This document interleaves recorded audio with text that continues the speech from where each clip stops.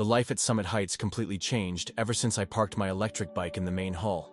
My gig as a delivery guy for an app landed me a place in this newly built luxury condo, but it also sparked a silent war with Harrison Davis, a resident on the top floor. The tension started with disapproving looks, then evolved into digital complaints, and turned into a battle that split the residents between two different generations. While I ride up and down the 30 floors with my deliveries, I see how the technology that makes my life easier has become a nightmare for the older residents. What started as a simple issue about where to store my bike turned into a bigger fight, exposing a deep gap between those embracing the digital future and those resisting it. This is my story about how a 26-year-old delivery guy took on the traditional system of one of the city's most exclusive condos. Subscribe to the channel and hit like to get more stories like this. In my daily delivery routine, I was already used to the Summit Heights safety protocols. The digital system recognized my entry, and the residents got instant notifications about their packages. Everything was working perfectly until that Thursday afternoon when Mr. Davis approached me in the lobby. With his tablet in hand, he pointed at my electric bike and said it was visually polluting the area. I tried to explain that I needed to keep it close by to ensure fast deliveries, but he was already sending a formal complaint through the condo app. Ashley Bennett, the administrative manager, tried to mediate via video call, but Davis refused to join, preferring to send formal emails citing the internal rules. The conflict escalated when other young residents began to stand up for my right to park the bike. After all, the building prided itself on its sustainable technology and eco-friendly policies. But Davis rallied a group of more traditional residents, arguing that Summit Heights was losing its classic elegance. For a week, I got dozens of notifications from the condo app. Every time I parked my bike, a new complaint was logged. Other delivery guys started avoiding the building, fearing similar backlash. I realized it wasn't just about a bike. It was a clash between different visions of the future. Mr. Davis symbolized resistance to the changes that technology was bringing to how we live and work. And I, whether I wanted to or not, became the emblem of a new generation trying to find its place. The attempts to resolve things through the usual channels only made it worse. Ashley sent me a digital form to request a spot in the basement, but the system kept denying me access because my profile was classified as temporary service provider. Even though I've been living in the building for 6 months, the algorithm wouldn't recognize me as a resident. Every notification from Davis now came with high-res photos, documenting the exact minutes of entry and exit, the angles of the bike in the lobby, and even the supposed impact on foot traffic. He was a pro at using technology when it suited his goals. The irony wasn't lost on anyone. During a delivery on the 25th floor, I ran into a group of young residents debating the case. They too were having problems with the old rules that didn't fit their current lifestyles. Sarah, a game developer who worked from home, had been warned for holding virtual meetings past 10 p.m. Mike, who rented out his parking spot through an app, was being pressured to stop. The situation reached its peak when Davis managed to pass a new rule, through a manipulated online vote, banning any kind of vehicle in the lobby. The whole process was clearly rigged. The vote happened at 3 a.m., when only the older residents, who suffered from insomnia, were active on the system. I tried to work around it by using the service staircase, but Davis had installed motion sensors that sent alerts straight to his phone. He would, coincidentally, show up every time I arrived, filming my every move with his latest smartphone. The irony of watching someone so against modernity use cutting-edge tech to tail me only added to my frustration. Other young residents suggested I sue Davis for harassment, but I knew that taking him to a traditional court wouldn't fix a conflict that was essentially digital. I needed to find a solution that used the system's own tools against him. That's when I discovered, while digging through the condo's online records, that Davis had a neat history of tech violations that no one had noticed. The turning point came on a rainy Monday. I got back from a delivery and found my bike being towed by a hookup company. Davis was watching it all from the lobby, smiling as he tapped away on his tablet. In minutes, I got a notification saying I had to pay a $750 fee to get my ride back, with no chance for an in-person contest. Everything had to be settled through the condo's digital platform. That night, sitting in my apartment on the 12th floor, I realized I needed to change tactics. I spent hours combing through Davis's history in the condo system. For someone who complained so much about modernization, he had tricked out every part of his penthouse with high-tech gadgets. Cameras in every corner, presence sensors in the hallways, and an automation system that controlled everything from the temperature to the lighting intensity. The most interesting discovery came when I checked the energy consumption records. Davis's apartment was using 3 times more energy than the building average, breaking the sustainability policies he so passionately defended when it came to my electric bike. Moreover, his private surveillance system was illegally hooked into the condo network, overloading the shared infrastructure. I started to document everything. I used my own smartphone to record the unauthorized cameras he'd installed in the common hallways. I snapped photos of the automation equipment interfering with elevator operations. I even collected video testimonials from other residents who had also been targeted by his obsessive surveillance. Sarah, the developer, helped me organize the evidence into a professional digital presentation. Mike contributed records of how Davis used the security system to monitor who was using their parking spot via the app. And Ashley, while trying to stay neutral as manager, provided important data about the condo's irregular resource consumption. The decisive moment came when I discovered that Davis had created fake profiles in the system to skew the online votes. He was using an automated program to generate votes in his favor during the wee hours, which explained how he managed to push through absurd rules at unlikely times. As I organized all this information, I got hit with 3 more fines for alleged infractions. Davis was getting even more aggressive, probably realizing that something was going on. He started posting daily on the condo forum, claiming that young people like me were destroying Summit Heights' digital heritage. Ironically, it was his own tech obsession that gave me the tools to fight back. Every aggressive post, every abusive notification, every record of unusual system access ended up logged on the condo servers. The same modernity he wielded as a weapon would be the instrument of his downfall. With all the evidence organized, it was time to present my case to the board. It wouldn't be a traditional meeting. The pandemic had pushed Summit Heights into virtual assemblies, and they stuck with the format for convenience. Davis couldn't use his intimidating presence to sway people. For the first time, we'd have a level playing field, where only the digital facts mattered. I spent 2 whole weeks digging deep into every aspect of the case. I discovered that Davis wasn't just a stubborn resident. He'd built a full-blown digital surveillance empire within Summit Heights. His unauthorized equipment was using enough power to run 3 apartments, and worst of all, he was illegally storing images of residents without their consent. With Sarah's help, I legally accessed the public records of the condo. We found evidence that Davis had installed software that intercepted communications from the virtual intercom system, letting him monitor conversations between residents and visitors. That explained how he always knew exactly when I was arriving, even if he wasn't in the lobby. Mike contributed a crucial finding. Davis had created an algorithm that automatically flagged any entry into the building outside of normal hours, marking any activity between 11 p.m. and 6 a.m. as suspicious. This mainly affected young residents, who often worked flexible hours or ordered deliveries in the middle of the night. Ashley, though hesitant at first, shared the official energy consumption reports. The numbers didn't lie. Davis's apartment was consuming 340% more power than the building average, blatantly violating several of the sustainability clauses he had helped implement years ago. I organized all the evidence into cloud folders, creating backups on different servers. Davis was technically savvy. I couldn't risk losing the proofs because of some convenient technical glitch.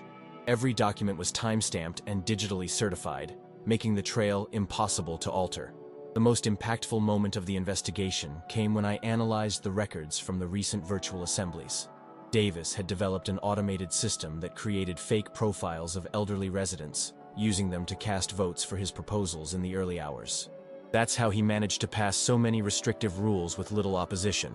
With the help of other young residents, we recorded video of every unauthorized camera, every rogue sensor, every device that violated the community's privacy.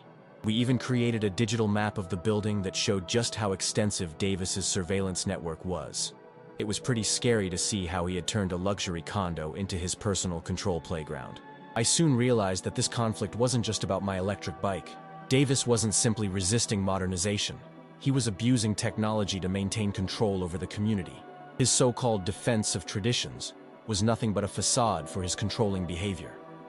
I compiled everything into a professional presentation. Graphs showing irregular energy consumption, records of fraudulent votes, video testimonies from affected residents, and technical documentation proving privacy violations. Every claim was backed up by concrete, verifiable evidence.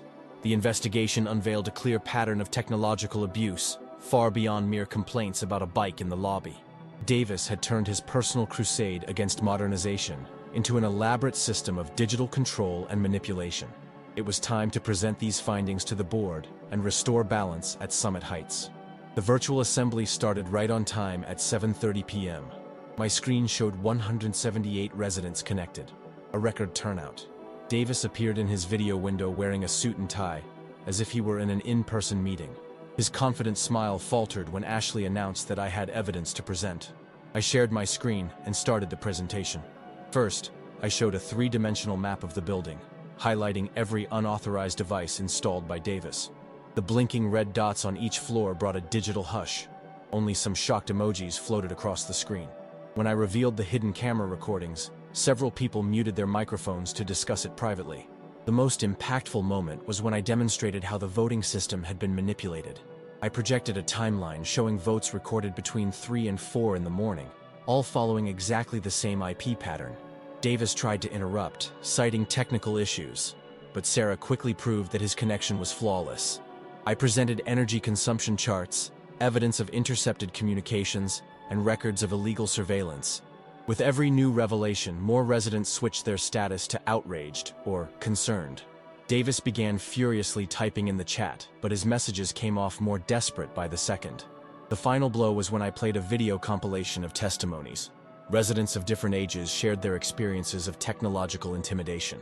The last recording was of Davis's own mother, a resident on the 28th floor, revealing how her son had installed cameras in her apartment to ensure her safety.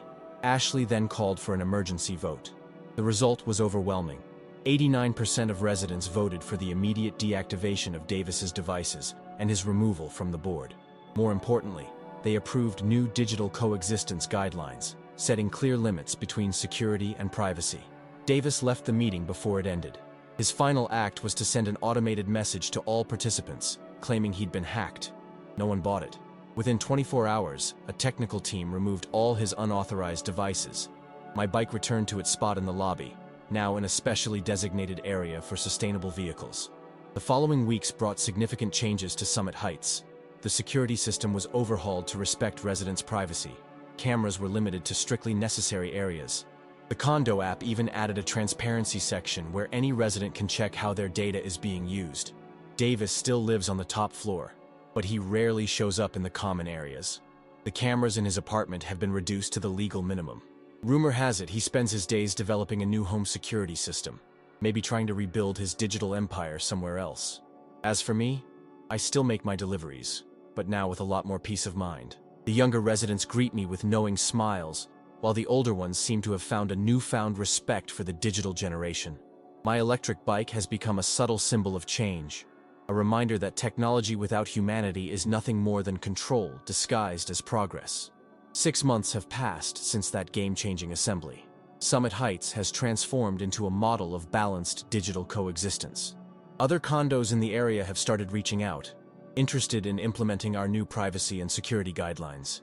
Ashley even invited me to join the Modernization Committee, where I help evaluate tech proposals always with a human impact in mind. The story with Davis had some interesting twists. 2 weeks after the assembly, I got an unexpected email from his daughter, Claire, who lives in London. She had watched the meeting recording and was shocked by her father's behavior. According to her, Davis developed this obsession with control after his wife died in a car accident, caused by a failure in an automated braking system. His distrust of technology paradoxically turned into a compulsive need to control it. Claire came to visit her father and spent a month at Summit Heights. During her stay, we organized workshops on technology and well-being for the older residents. Davis didn't participate directly, but sometimes we'd see him watching from the permitted cameras remaining in his apartment. His daughter told us that he had started online therapy, finally facing his traumas. The building itself evolved in unexpected ways. Sarah developed an app that lets residents share skills and services with each other. Mike expanded his parking spot sharing system to also include bikes and electric scooters. We even created a community garden on the rooftop, monitored by moisture sensors that everyone can check through their smartphones. The case sparked important discussions about digital ethics. I was invited to give talks at other condos, sharing our experience of balancing security and freedom in a connected world. Ashley even put in place a blockchain voting system to guarantee total transparency and collective decisions. On a rainy afternoon, I ran into Davis in the elevator. He looked different, thinner, less tense. He commented about my bike, saying that he had been researching sustainable mobility. He mentioned a project for solar-powered chargers for electric vehicles that he was working on. It wasn't exactly an apology, but I sensed that something had changed. The biggest transformation, though, happened in how the residents related to technology. The security cameras are still there, but now they serve the community, not as tools of control. The automation system works to make life easier, not to spy on people. We found a balance between innovation and privacy. My electric bike now has some company in the lobby. There's even a shared charging station where other delivery guys can park too. Some of the older residents, inspired by the change, started trading in their cars for more sustainable alternatives. The fear of the new gave way to curiosity. Summit Heights turned into an example of how technology can bring people together when used wisely and respectfully. The digital tools that once divided us now build bridges between generations. And Davis? Well, sometimes I see him in the community garden, tending the plants with other residents. His tablet now used only to check out gardening tips. Maybe that's the true innovation, rediscovering our humanity amidst digital algorithms. Today, as I mark 1 year since that decisive assembly, I reflect on how a simple electric bike sparked a silent revolution in our building. Summit Heights is no longer just a luxury condo. It's become a truly integrated community where technology and humanity coexist in harmony. Claire is back in London, but she keeps in touch regularly through our digital newsletter. She shares experiences from European condos, inspiring new ideas for our community. And Davis, surprisingly, has become a frequent collaborator, constructively sharing his technical insights on digital security. The lobby, once a battleground, has transformed into a modern shared space. Besides the charging station for electric vehicles, we've set up an interactive digital panel where residents can share rides, swap items, and organize events. The security system, now transparent and consensual, protects without intruding. Our experience has become a case study at universities. We regularly host visits from managers of other condos who are interested in learning how we balanced innovation and privacy. Ashley jokes that we should patent our humanized digital governance model. The most rewarding part is seeing how different generations have come together. The young help the old navigate the digital world, while the elders share their experiences and wisdom. Condo meetings, still held virtually, have turned into genuine spaces for exchange, not ideological battlefields anymore.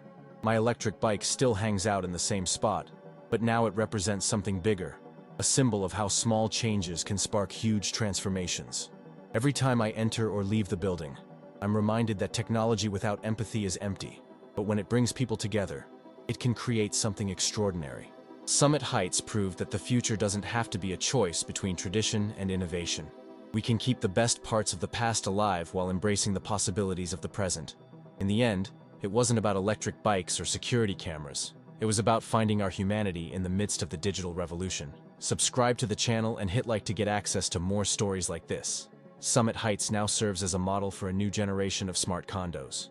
Our story was featured in a special article in Architecture and Technology magazine, highlighting how we turned a generational conflict into an opportunity for community evolution. In a surprising twist, Davis accepted the invitation to co-chair our new Responsible Innovation Committee. His experience in digital security, now channeled positively, has been key to developing protocols that protect residents' privacy while keeping automated systems efficient. The committee's latest project is an integrated solar energy system that powers all the building's common areas. The savings are reinvested in new sustainable projects, decided by monthly votes through the condo app. The first initiative approved was a hydroponic garden on the rooftop, monitored by sensors and cameras that stream real-time images for residents interested in tracking their veggies' growth. Sarah developed an algorithm that analyzes patterns of use in the common areas to optimize energy consumption without compromising individual privacy. Mike expanded the sharing system to include tools and household equipment, creating a true collaborative economy within the building. Deliveries still play an important part in my daily routine, but now I'm also an informal consultant for other condos looking to implement similar changes. The electric bike that started it all has become something of a mascot for the building. Other residents have even gotten similar models, forming a small gang of urban cyclists. During her last visit, Claire brought along European experts on digital urbanism to check out our experience. They were impressed by how we managed to create an environment where technology and community actually strengthen each other instead of competing. Summit Heights showed that real luxury isn't about exclusivity or control, but about creating meaningful connections in an increasingly digital world. Our story continues to evolve, proving that when technology and humanity work together, the result is so much more than the sum of its parts. Subscribe to the channel and hit like to get more stories like this.